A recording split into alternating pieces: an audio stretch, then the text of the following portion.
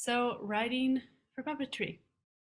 I would like to preface by saying a thing about writing that tends to stop me in my tracks when I am going down the creative path. But I tend to think of writing as the first step in the process of creating something for the stage or the screen. But also, when I think of writing, I think of either, pen to paper or on the computer, and it tends to block me when I think of writing like that because I don't love to sit down and write. I don't find it particularly fun unless I have to do it. When I'm writing an act or a show or even sometimes a short film, um, I like to write on my feet. So I'm very movement oriented. I think my brain works better when I'm walking or moving around in space, doing the dishes or taking a shower. I think things just fire a little better. So when I write, I will put myself in the world I'm creating and practice either like with a puppet in front of a mirror, or I'll film myself, or I'll get up on my feet and kind of explore the the world and sort of imagine myself in this place. And that's kind of what writing is for me. And then over time, I'll like write down the beats that I've come up with, and we'll get to more detail on that kind of stuff in a minute here. So it's more like choreography to me. I'm trying to figure out, sorry about the flies, I'm trying to figure out what movements feel good to me because puppetry is so physical, and it's also musical. I like to use music, and so to me, it's more of a choreography. Um, all that to say, in order to write, you don't have to sit down and actually write. It's good to take notes of what's working and write the beats out, but you don't need to be like sitting at a computer to do it. What kind of writing are we doing? Well, a lot of my work has been short puppetry acts for variety shows, for puppet slams, for comedy shows, and festivals. You could write a whole show, like an hour-long show, that you could perform at libraries, elementary schools, at anywhere you want, really. Um, you could do TV series, videos, short videos for social media, shorts or features. So what we're going to go over today is kind of the skeleton of storytelling, which applies across the board to anything that tells a story: TV, film, shows, short acts, anything that kind of needs a rough structure and arc. So, you're writing a piece. What's going to help you? Well, let me tell you.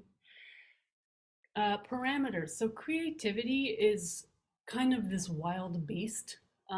It wants to be all over the place, exploring and being sort of chaotic. And oh, look at the beautiful colors and the shapes. And that's my experience of what it is to be a creative person. I'm messy.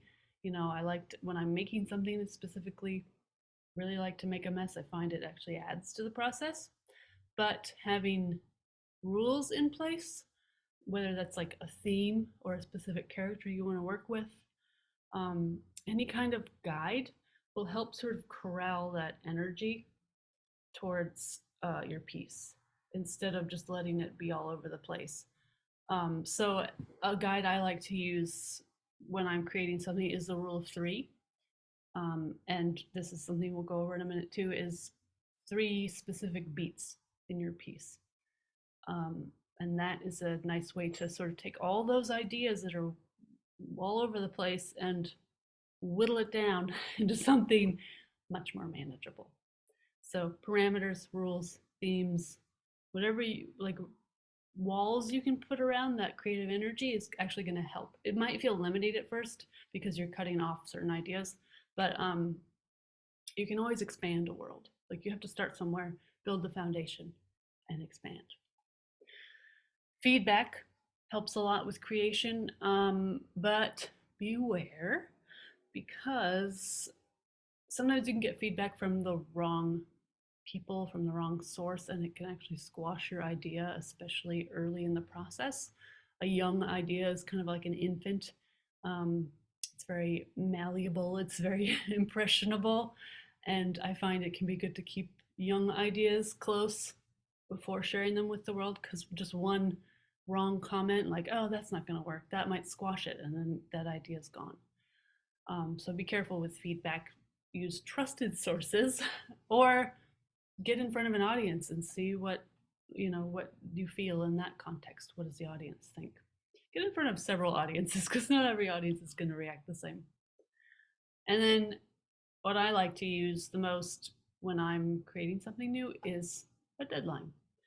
And a deadline that involves public humiliation, I find the most motivating. So if I want to create a new performance, I will book a show with an audience, and that will light the fire under me, because I know that if I'm not prepared, I'm gonna embarrass myself. I mean, either I'm gonna look like an unreliable performer because I have to drop out, or I'm gonna show up at the show and I'm just gonna have nothing, or just nothing good at least. So having a deadline in the form of public communication, taking classes is really great, or accountability groups. I find setting deadlines for myself doesn't work because I'll let myself down all day long, but some external accountability will help you get something done, get it written. Um, and there's no one that knows more about starting things and not finishing them than me. So find someone to keep you accountable, and make sure that accountability is scary. It should scare you. Public humiliation. Okay, so what does good writing look like?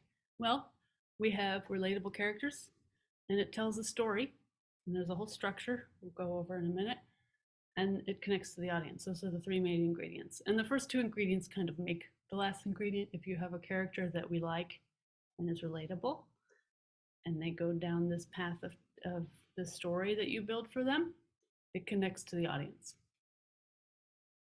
We can also say who, what, and why. Who's it about? What's happening to them? And why do we care? Good questions to ask yourself while you're writing. So your character needs a struggle or a conflict, and that's where the story comes in. So we'll go over story structure. The skeleton of a story, the bones. So from beginning to end. So here's what basic story structure looks like. First, we meet our hero and we see their world, and we might even see some of their quirks. Great. Next, we find out what the problem or obstacle is, and that's just something that's sort of they're butting up against, or they want something and that there's something in the way. So say I want to walk across the house and get a glass of water, but I can't because my pants won't stay on. It's a funny example. Um, there's a whole story arc there. Okay, that's a weird issue to have. First of all, why are my pants staying on? Maybe I lost a little bit of weight, so I have to tighten my belt. But I get up and they still fall off, so I have to pull them back up, and so on. So what's the conflict? And it can be anything from like natural disaster all the way down to my pants won't stay on, or I can't find my toothbrush, or I forgot how to tie my shoes. Any level of conflict is going to work for a story. Next, we see that problem get worse. It escalates. And this is where the 3-beat structure comes in. And then it gets worse again. Okay, now it's like really bad. And this, you can decide number of beats depending on the length of your piece, but I find 3 beats. We find out what the problem is, and then it gets worse, and it gets worse again, and then it gets worse, like worse than we can imagine. Now you can take it down a notch and not have it get so terrible, or take a beat out, and that it will still work. But 3 is the rule of 3 works for a lot of things, including storytelling. And now we solve the problem. It's a huge relief, or it resolves on its own. The character figures it out. There's a turn. So what we're doing is we're building tension and then releasing it, and that gives our audience a feeling of relief and catharsis. The end. Congratulations, you just told the story. And there are three common mistakes I see with puppetry pieces. One of them is flat characters. If they don't have flaws, if they don't have depth, that's not interesting to us as an audience. We don't, the characters we tend to hate are ones that are perfect. Like we want to see flawed characters or people going through hard things because it's relatable to us. No want and no conflict. Similarly, if a character doesn't want anything and doesn't come up against anything, it's just not interesting. And then no ending. Endings are hard. If you can think of your ending before you start writing and you know where you're going, that's going to make the process so much easier. So when a piece doesn't have an ending, if we're building tension or just meandering and nothing resolves, we don't get that feeling of catharsis, which is what an audience wants. They want to lean forward and then, okay. So make sure you have endings, and if you can, think of your ending first. And the last thing is, how do you want your audience to feel? What's the emotion of your piece? Is it um, is it light and comedic? What I do is whimsical and light and comedic. I want people to feel like they can escape, and get a good laugh. I want that. I want them to feel good. Or is it cathartic in some way? Is it deeply sad? I've seen puppet pieces that were beautiful and sad, and they're just as lovely as really hilarious pieces. It's a good thing to think about, like throughout the piece, what's the feeling you're conveying to your audience. So if we were to take this and distill it into the essence for you to think about when you're writing the TLDR, too long, didn't read. Who's your main character? What is it they want? And what's in the way? What is the main conflict that we're going to come up against over and over again in our piece, in our film, in our show, in our act? What are we butting up against? And it can be as simple as anything. It can be super simple. Try to keep it simple, or make it huge and spectacular. Up to you.